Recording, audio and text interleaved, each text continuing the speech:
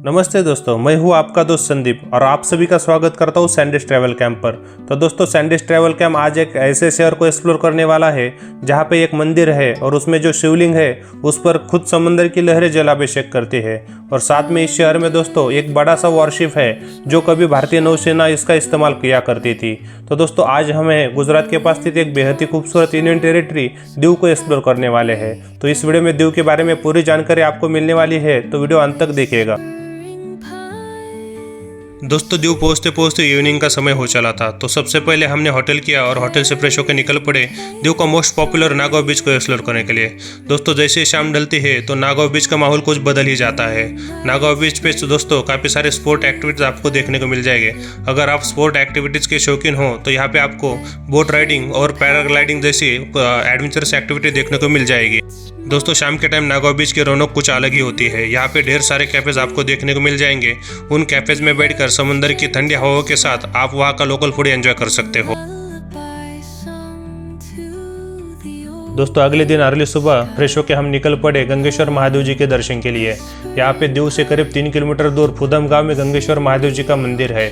Early morning का समय था तो लो टाइड होने की वजह से समुद्र की लहरें शिवलिंग तक पहुँच नहीं पा रही थी। स्थानीय लोगों का कहना था कि शाम के टाइम अगर आप यहाँ पे आते हो तो हाई टाइड में समुद्र की लहरें खुद भगवान शिव जी के शिवलिंग पर जलाभिषेक करती है।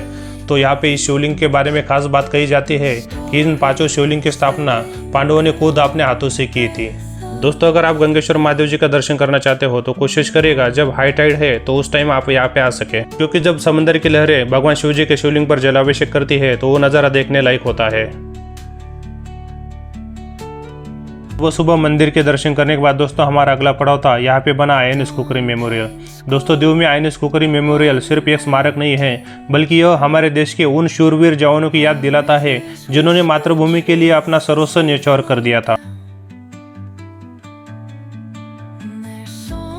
दीव के समंदर के किनारे एक बड़े सी एरिया में इस मेमोरियल का निर्माण किया गया है।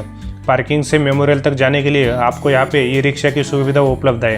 अगर आप चाहें तो पैदल भी इस मेमोरियल तक जा सकते हो। यह मेमोरियल 1971 के भारत पाकिस्तान युद्ध में शहीद हुए भारतीय नौसेना के जहाज INS खुखरी की याद में बनाया गया है।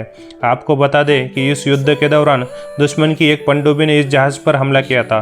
इस हमले में कैप्टन महेंद्रनाथ मुल्ला और उनके साथ 18 अधिकारी और 176 नाविक शहीद हुए थे। ये उन सभी शहीद वीर जवानों की याद में भारत सरकार ने इस स्मारक का निर्माण किया है। INS खुखरी जहाज देखने के बाद दोस्तों यहाँ से कुछ ही दूरी पर समंदर के तट पर असली INS खुखरी जहाज को रखा गया है। जी हाँ, ये वही जहाज है जिसे भारतीय नौसेना ने लगभग 32 साल तक यहाँ पे इस्तेमाल किया था। दोस्तों, इस जहाज को अब मेमोरियल के रूप में तब्दील किया गया है। इस जहाज को देखने के लिए आपको एक छोटी सी टिकट लेनी पड़ती है, लेकिन जब ये टिकट लेके आप अंदर जाते हो तो आपको भारतीय नौसेना के साहस का यहाँ पे पता चलता है।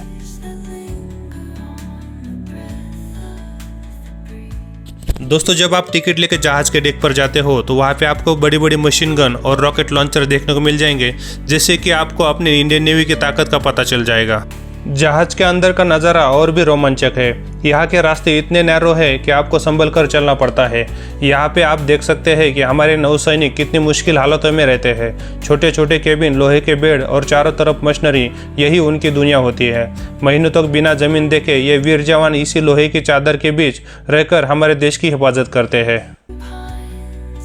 यहीं पर बना कंट्रोल रूम और रडार सिस्टम देखकर आपको समझ आएगा कि समंदर की लहरों के बीच दुश्मन पर नजर कैसे रखी जाती है। जहाज के ऊपरी हिस्से यानी डेक से समंदर का जो नज़ारा दिखता है वो सच में जादुई है। तो दोस्तों, अगर आप दीव आ रहे हो तो इस असली युद्धपोत को देखना बिल्कुल मत भूलिएगा। यह आपको एडवेंचर के साथ साथ देशभक्ति के जज्बे से भी भरा देगा। भारतीय सैनिकों के इन वीरों को मेरा सलाम।